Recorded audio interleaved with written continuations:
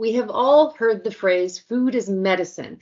And of course, I know that food provides us with important nutrients, but I feel like it's hard for us to actually appreciate the role that these different nutrients play in the functioning of our body and to make sense of the best way to get them, frankly, whether direct, through food, or some form of supplements. But there is this relationship between what we ingest and how we feel. And I'm really keen to hear your perspective on that, Jillian. Thanks, Lori. For years, I did not appreciate the connection between what I was eating and how I was feeling. But today I have such a different outlook and so much appreciation for the role that nutrients play in our body. And I actually really do eat accordingly. So if you look at this slide, it's all about energy production in our body. All you need to pay attention to are the little orange dots. Those are B vitamins. B vitamins are so integral to the energy production cycle in our body. We need to eat foods with B vitamins for energy. And then this next slide, it's all about thyroid health. What micronutrients do we need to support our thyroid? Because of this, I have a Brazil nut, 1 or 2 a day, because they are such a great source of selenium, which is key for a thyroid. And finally, under times of stress, I'm going to up my vitamin C. And that's because our adrenal glands need vitamin C to function. And under times of stress, they need even more. That's incredible. I had not considered fueling in a certain way, based on how you're feeling or some kind of nutritional, call it a counterbalance. But I love the idea. And silly question, but when you say nutrients, what exactly do you mean? It's actually not a silly question at all. And a lot of people get confused with this. So I'll break it down. Macronutrients, proteins, carbohydrates, fats. Micronutrients, these are the vitamins, the minerals, the omega-3s, the polyphenols, the antioxidants, all these small little micronutrients that are found in food that our body can't make. So we have to get them from food. And what I want to focus on today are some key micronutrients that obviously we get from food, but some that we also might want to consider supplementing with. Yeah, you had me at energy. You mentioned B vitamins are key to obtaining more of that. And I've also heard they're excellent for our brains. And, I'm always kind of looking for an edge. So I'm hoping it's true. Tell us it is. Yes, it is true. There's a woman, Dr. Uma Naidu. She's a nutritional psychiatrist. She's a brain expert. She's on the faculty at Harvard Medical School. B vitamins are her go-to when it comes to brain health.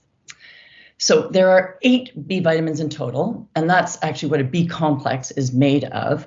They help our brain cells communicate better, keeping us sharper, more focused. They help reduce inflammation in both our brain and our body. And they also support our moods. And I've got 2 specific examples of that. The first is in the UK, when people go to see a psychiatrist or a psychotherapist because of mood and anxiety challenges, they are often put on a round of B vitamins first to make sure that they don't have a B vitamin deficiency that cause the same sort of mood and anxiety issues. Second example, a lot of elderly people are diagnosed, or in this case, misdiagnosed for dementia, when in actual fact, they just have a B12 deficiency. Wow, that's very empowering. And what makes me think of next is what are then our go-to brain foods? Well, for the brain specifically in B vitamins, they include beans and legumes, sunflower seeds, leafy green vegetables, salmon, eggs, plain yogurt. That's sort of brain specific. And then the classic B vitamins, because they're everywhere. Meat, dairy, whole grains. Okay. All right. Now then what comes to mind for me next is matching up nutrients with when you need that brain supply, like, before a big meeting like this, or in the morning before you present. It's just smart, right, to do that. But tell me a little bit about supplementing, if you could, like supplementing with B vitamins. And from what I understand, it's recommended that vegetarians and vegans should supplement. Is that even true? Well, ideally for most people, if you have a balanced diet, you really should be able to get all your B vitamins from food. Having said that, to your point, for vegetarians and vegans, yes, you might want to consider supplementing with B vitamins, specifically B12. But with any supplement, though, I would always recommend talking to a health professional first. Okay, makes sense. And you know, even while you try to eat a balanced diet that give you kind of nutrients, which I try and do, I was told certain vitamins, like maybe D, are just harder to get naturally, and therefore it leads you to supplementation. Does that make sense?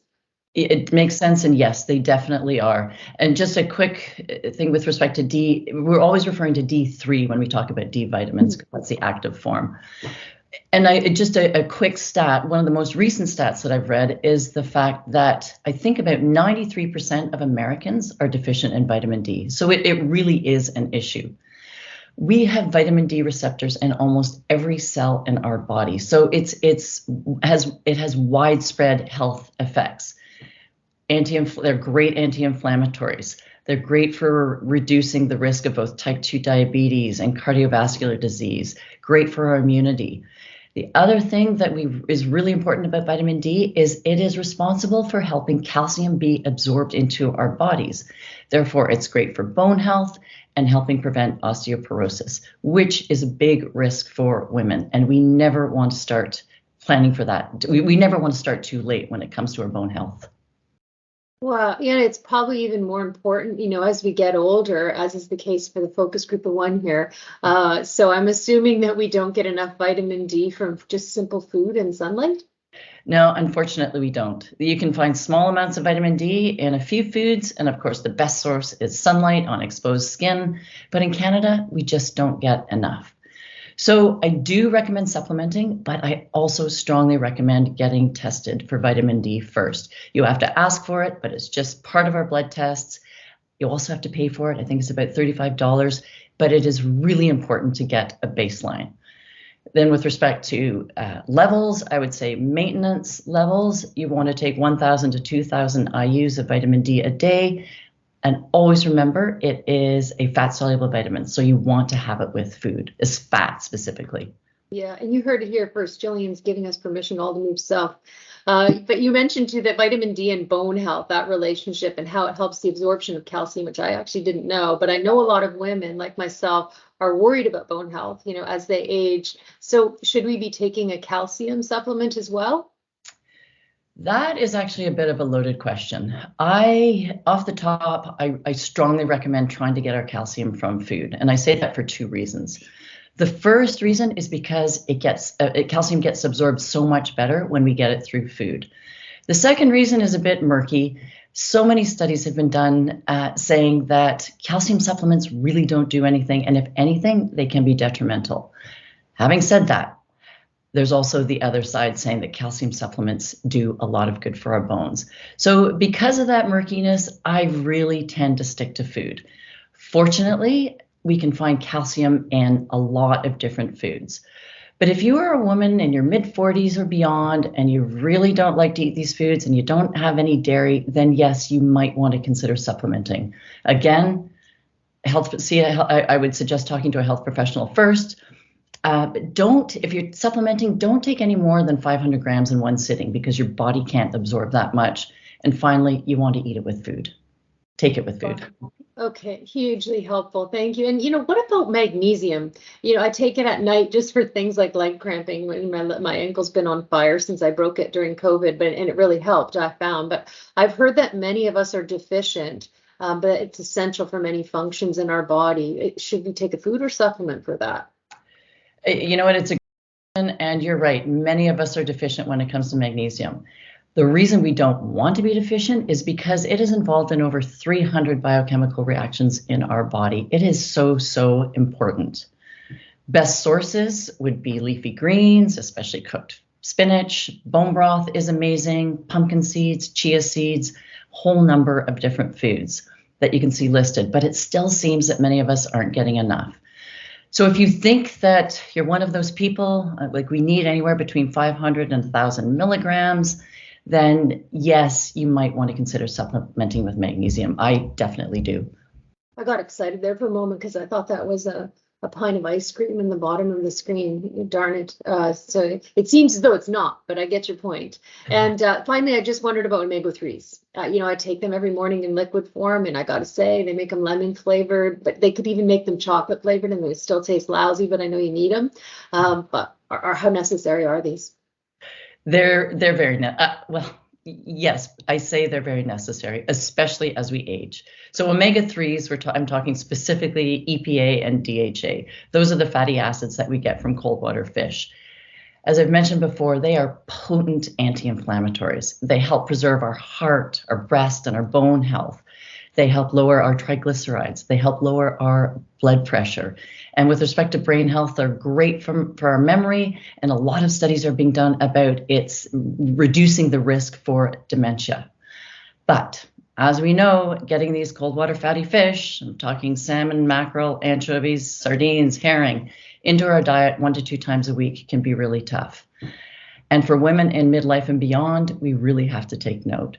So I would consider supplementing if you're in that sort of age category with either an omega-3 fish oil or an algae oil. Thanks. And as someone who lived on cruciferous vegetables for a long while as vegan and vegetarian, we all know they're good for us, but is there some form of connection to nutrients that our body needs? I am such a huge fan of cruciferous vegetables, the broccolis, the cauliflowers, the cabbages, the kale. It's a big list of these vegetables. So many benefits, vitamins, minerals, antioxidants. Where they get the real edge is with the sulfur-containing compound that is, studies have been done saying it lowers it lowers our risk for cancer. And also, they're great detoxifiers. They're great for immunity. They're great for inflammation, reducing it. So yes, big shout out for cruciferous vegetables. Make sure you have them both raw and cooked. They say that raw gives you that extra edge with respect to the sulfur-containing compound. And when you do cook them, make sure you don't boil them. You don't boil any vegetables. Steam, stir fry, roast. All right. So to summarize, I'm going to bring it home here. Ideally, we want to get our micronutrients from food, although, of course, there are some instances like with vitamin D3, magnesium, and even omega-3s where we might want to supplement with those. It's recommended to get guidance from certainly your health professional when taking supplements, and I would assume that especially if one of the medications that you're on, to ensure that there's no interference there, which would be great to make sure of. And finally, eat your cruciferous vegetables. They're so good for your body and longevity and fight disease, and where possible, have them raw. Perfect. Back to the very beginning in your comment about food is medicine. It really is medicine, as the micronutrients in food actually work synergistically together and give our body exactly what it needs. So if we eat a balanced, diverse diet, and I always go back to Mediterranean, then we generally get what we need in the right amounts. And finally, a word on supplements. Remember, they're a supplement. They don't replace food. So eat well and take your supplements accordingly.